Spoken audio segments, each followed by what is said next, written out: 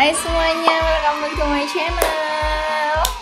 Apa kabar kalian semuanya hari ini? Semoga kabar kalian semua baik-baik aja, tetap jaga kesehatan dan patuhi protokol kesehatan juga. Buat kalian yang baru pertama kali nonton video aku, salam kenal, nama aku Devi. Aku suka buat video tentang gaya hidup minimalis, tentang budgeting, dan lain-lain juga. Dan buat kalian yang selalu setia menonton video aku, menemani aku, mendengarkan aku ngomong ini, itu thank you banget untuk selalu dengerin dan nonton video aku. Oke, jadi hari ini yang mau aku bahas adalah tentang frugal living. Jadi mungkin kalau kalian udah nonton video aku yang ini, kalian tahu di situ aku bahas apa sih bedanya frugal living dengan gaya hidup minimalis. Buat kalian yang belum, kalian nanti bisa langsung klik di atas ini, tapi nanti aja abis nonton video aku yang ini. Nah, yang sekarang aku itu mau berbagi tips gimana seorang frugal minimalis habits atau kebiasaan-kebiasaan yang sering kita lakukan sebagai seorang minimalis, tapi sebagai seorang yang mengadaptasi gaya hidup frugal living juga yang biasa kita lakukan dalam kehidupan sehari-hari. Jadi kalau gitu tanpa berlama-lama lagi, let's get started.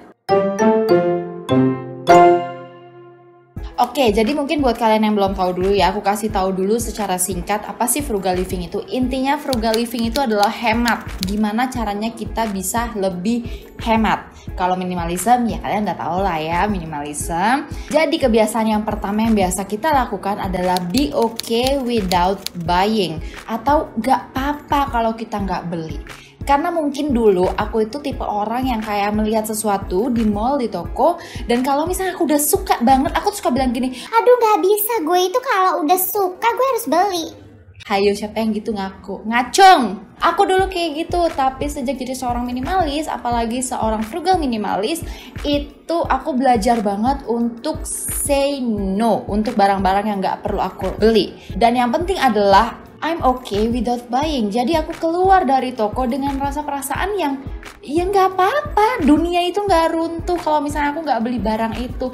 Ya mungkin waktu awal-awal ngerasa kayak aduh galau banget, aduh pengen banget kepikiran. Iya nggak apa-apa, ayo kita harus bisa berani lawan perasaan itu, jangan diikutin terus perasaannya. Makanya aku selalu bilang nggak ada sesuatu yang instan, semua itu harus dilatih. Kalau kebiasaan jajan ya harus latih untuk kalau abang-abang lewat tutup kuping.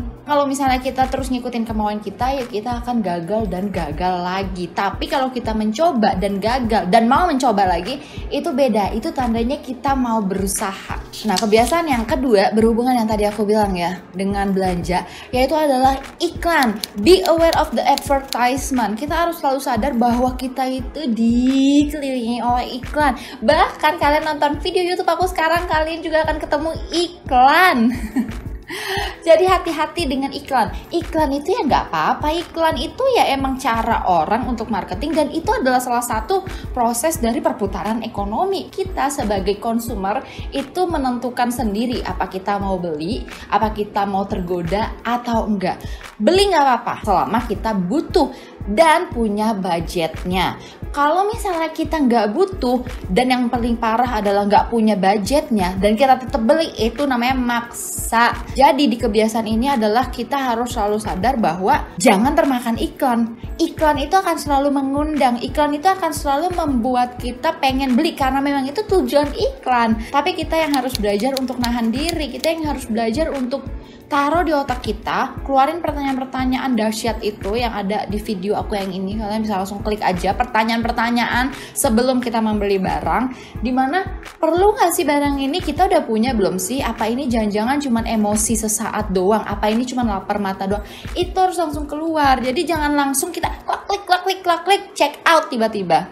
Menyesal kemudian. Kebiasaan yang ketiga adalah sales means broke, atau diskon bikin kita tuh bangkrut. Ini mungkin agak aneh ya didengar, tapi dengerin aku dulu. Penjelasannya itu adalah kalau misalnya kita pergi ke suatu mall, terus kita lihat diskon dan kita beli, artinya kita membeli barang yang gak kita butuhkan. Di otak kita akan mikir, tapi ini dari 100.000 jadi 50.000, artinya aku tuh lebih hemat 50.000. Mikirnya harus diganti. Coba diganti mindsetnya. Ternyata aku ngeluarin 50.000 untuk barang yang gak butuhin. Make sense ya? Aku juga baru makanya aku masukin di dalam tips ini bahwa kita itu jadi lebih boros gara-gara sale.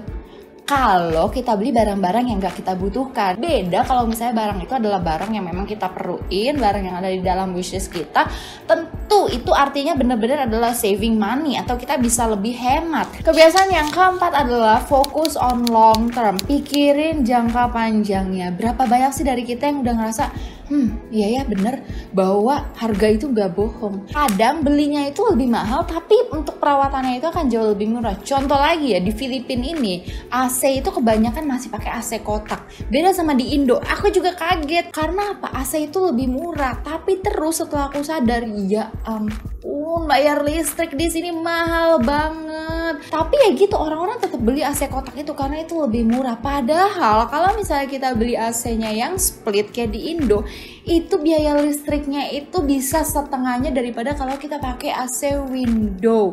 Tapi memang harga AC split itu jauh lebih mahal daripada AC window. Tapi menurut aku sebagai orang frugal minimalis, lebih baik aku ngeluarin uang yang jauh lebih besar di awal, tapi setelah itu aku nggak perlu ngeluarin uang yang besar daripada setiap bulan aku harus ngeluarin uang yang lebih besar dalam jangka waktu yang lebih lama. Itu pengeluarannya tuh akan jauh lebih besar in a long run. Jadi itu kebiasaan yang harus kita biasain kalau misalnya kita sebagai seorang frugal minimalis, mikirin jangka panjangnya gitu loh.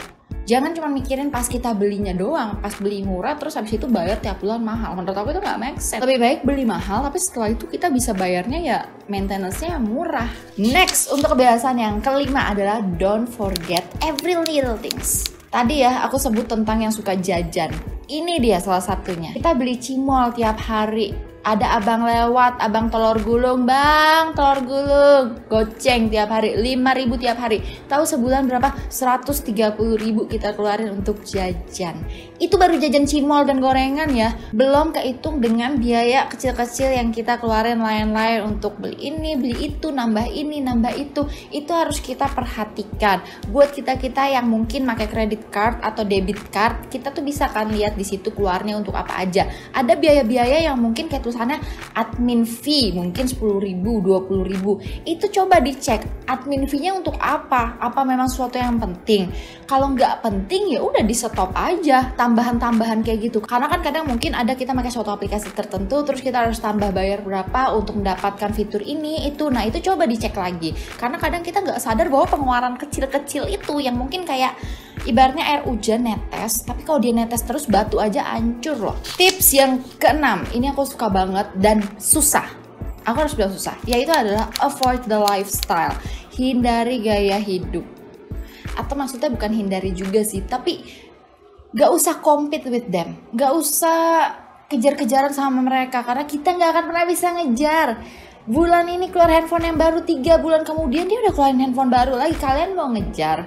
Kalau misalnya uang kalian banyak sih, ya nggak apa-apa juga ya. Tapi kalau aku mungkin even uangnya banyak juga kayaknya nggak perlu juga deh, kecuali emang kerjaan kita adalah yang emang perlu untuk ada barang baru tersebut. Tapi kalau kayak misalnya cuman kayak aku ibu rumah tangga atau cuman syuting YouTube kayak gini aja, kerja dari rumah, laptop udah disediain kantor, aku nggak perlu tiap handphone baru keluar aku beli handphone baru, tiap ada tren baju ini aku ganti baju baru. Kecuali emang aku beauty blogger atau yang fashion gitu, mungkin itu make sense karena ngaruh ke kerjaan. Tapi kalau kayak aku itu kan gak ngaruh untuk ngikutin fashion, gak penting buat aku, gak ada ngaruhnya untuk kerjaan aku, jadi gak usah diikutin. Apalagi kalau misalnya kita ngikutin cuman demi untuk menyenangkan orang lain atau ibaratnya to impress other, untuk ngasih tahu ke teman-teman kita, gue juga bisa nih, mampu ke gue.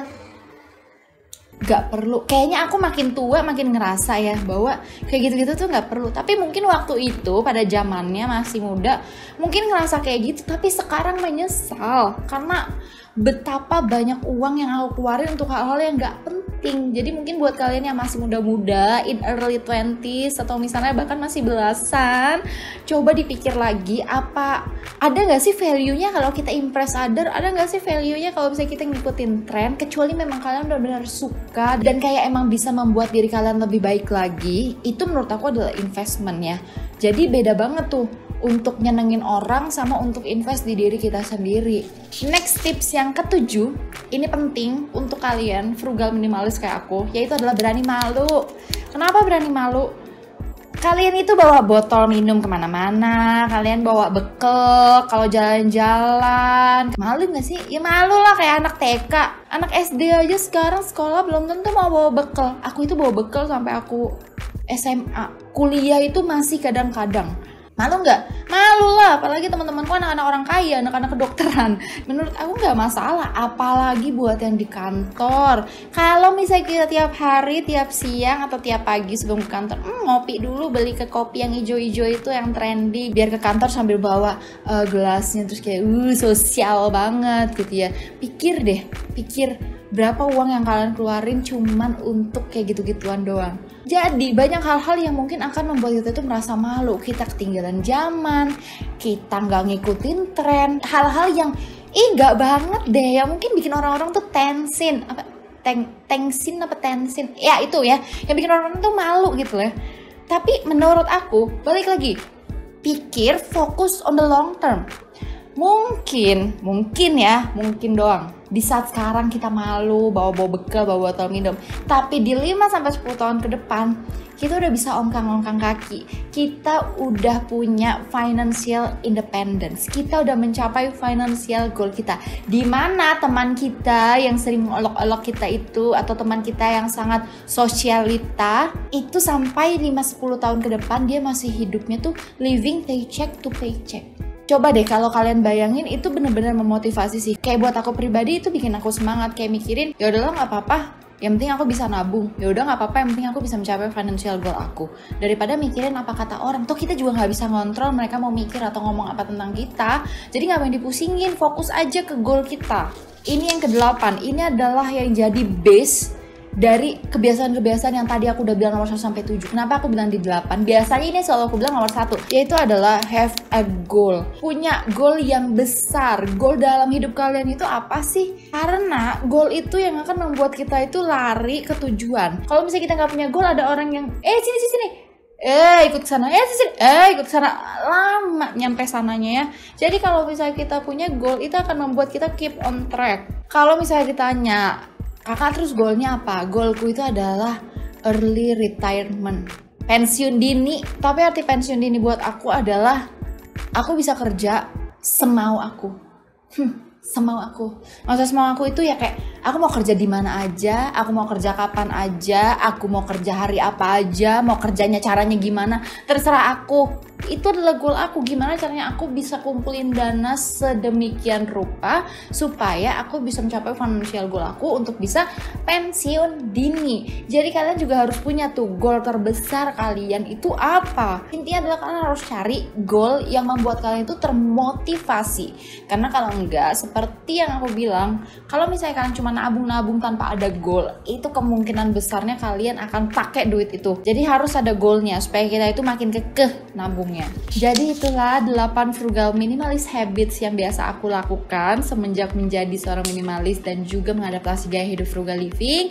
Semoga kalian suka, semoga kalian terinspirasi, karena aku selalu berdoa dari setiap video aku, kalian itu bisa selalu mendapatkan hal-hal yang baik yang bisa kalian adaptasikan ke dalam hidup kalian juga. Terus juga feel free to share, untuk tulis di kolom komentar bawah tips-tips dari kalian yang mungkin belum aku sebut di sini. Kalian punya sesuatu yang lain supaya kita bisa sama-sama belajar bareng. Jangan lupa juga untuk like video ini dan share ke keluarga dan teman-teman kalian juga. Buat kalian yang belum subscribe, klik tombol subscribe-nya karena kita menuju ke 20.000 subscriber.